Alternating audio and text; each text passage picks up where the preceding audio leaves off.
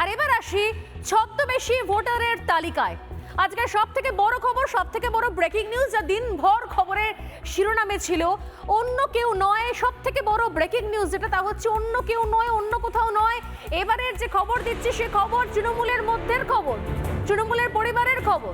সুকান্ত মজুমদার তো বোমা ফাটিয়ে দিলেন।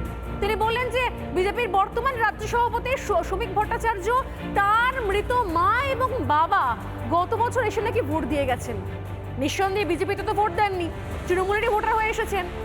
আর এবার যার কথা বলবো তিনি মৃত নয়, তিনি জীবিত। তিনি তৃণমূল কংগ্রেসটা করছেন, তৃণমূলেরই ভোটার, তৃণমূলেরই নেতা, কিন্তু ছদ্মবেশী।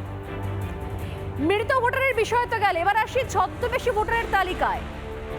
ডানকুনির তৃণমূল কাউন্সিলর কবিরুলের নামে দু জায়গায় ভোটার কার্ড, বুঝুন ঠেলা। ডানকুনির তৃণমূল কাউন্সিলর কবিরুল, তার নাম এক, কিন্তু ভোটার তালিকা দু জায়গায়। তিনি ডানকুনির 19 নম্বর ওয়ার্ডের কাউন্সিলর, তার নাম আবার 20 নম্বর ওয়ার্ডের তালিকাতেও আছে। তৃণমূলের কাউন্সিলর, কিন্তু পরপর দুটো ওয়ার্ডে নাম তুলে রেখে দিয়েছেন। যদি আমরা ভূত খুঁজতে না বেরোতাম তাহলে হয়তো জানতেও পারতাম না যে এই অবস্থা হয়ে রয়েছে তৃণমূলের পরিবারের অন্দরে। তৃণমূল কাউন্সিলর তিনি এই কাজ করে রেখেছেন, দু জায়গায় ভোটার তালিকায় নাম তুলে রেখে দিয়েছেন। এই কবিরুল, তিনি কি আগে চাইলে নামটা কাটাতে পারতেন না? রেখে দিয়েছিলেন।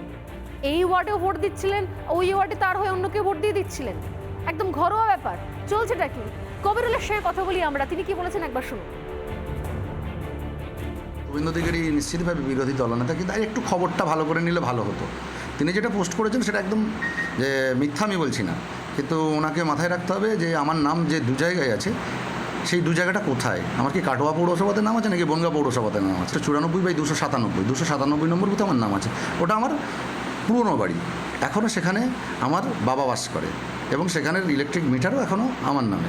2022 সালে যখন আমি ভোটে দাঁড়াই তখন আমি আমার ওয়ার্ডে, মানে 19 নম্বর ওয়ার্ডে আমি ট্রান্সফার করি। ওটা যত সম্ভব কাটা হয়নি, ঠিক আছে? আবেদন করাও হয়েছিল, 2-4 বার বলাও হয়েছিল, কেন কাটিনি আমি জানি না। ভাবুন, কবিরুল আলমের কীর্তি দেখলেন তো। কবিরুল আলম, জানিয়ে রাখি, 2022-এ কিন্তু কবিরুল ভোট দিয়েছেন এবং সেক্ষেত্রে সম্ভবত হয়তো 2022-এ দু জায়গাতেই ভোট দিয়েছিলেন এই কবিরুল আলম। অতএব ভূত রয়েছে, ছদ্মবেশী ভোটার রয়েছে, এরপরও মমতা বন্দ্যোপাধ্যায় বলছেন এসআইআর করতে দেবেন না। ভয়টা কোথায়?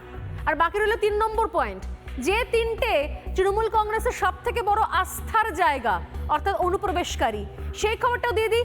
এই মুহূর্তে আজকে সোজাসুজি স্বর্ণালী শুরু করার আগে যে ব্রেকিং নিউজে নজর রাখছি তা হচ্ছে উত্তর দিনাজপুর থেকে আসা একটা খবর। এবার উত্তর দিনাজপুর থেকে গ্রেপ্তার বাংলাদেশি, গোয়ালপুকুরের শ্রীপুর থেকে গ্রেপ্তার ধৃত বাংলাদেশি, তার নাম হচ্ছে দিলীপ বিশ্বাস।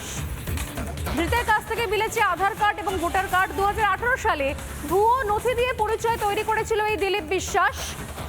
এবং এক্ষেত্রেও আমরা জানি না যে আদৌ এর নাম দিলীপ বিশ্বাস নাকি ওপারেতে দিলদার শেখ বা অন্য কিছু ছিল কিনা, আমরা এখনো পর্যন্ত জানি না। কিন্তু এই পারে ভুয়ো নথি দিয়ে একটা হিন্দু পরিচয়পত্র বানিয়ে রেখেছে এবং সেই পরিচয়পত্রের সূত্র ধরেই জানতে পারা গেল যে আসলে পুরোটাই ভুয়ো।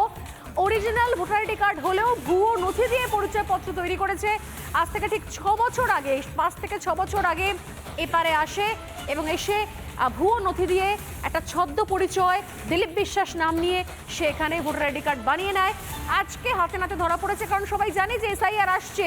এরপরে যখন এসআইআরকে কোনোভাবে আটকানো যাবে না, তখন তো ভুড় করে বেরোবে এই সমস্ত বাংলাদেশিদের নাম, ঠিকানা, কোন সময় এসছে, কে দিয়েছে নথি। তার থেকে বেটার আগে থেকে কিছু করে ধরে রাখা, কিছু স্যানিটাইজ করে রাখা, হয়তো সেই কাজটাই করছে। ধরা পড়ে যাওয়ার ভয়ই বোধ হয় এবং ভোট ব্যাংকের ধর্ষণ আমার ভয়ই বোধ হয়। মমতা বন্দ্যোপাধ্যায় তাই বারবার করে বলে এসছেন যে এই ভোটার তালিকা সংশোধন করতে দেব না, নেহি দেঙ্গে। এসআইআর নেহি মানেঙ্গে। বারবার এসআইআর এর বিরোধিতা। কি এমন রয়েছে এসআইআর এর মধ্যে, তার জন্য নানা ধরনের কন্টেন্ট দেখার জন্য লাইক করুন, শেয়ার করুন আমাদের ফেসবুক পেজ, সাবস্ক্রাইব করুন আমাদের ইউটিউব চ্যানেল। পাশাপাশি অন্যান্য ব্রেকিং নিউজের জন্য অবশ্যই চোখ রাখুন রিপাবলিক বাংলায়।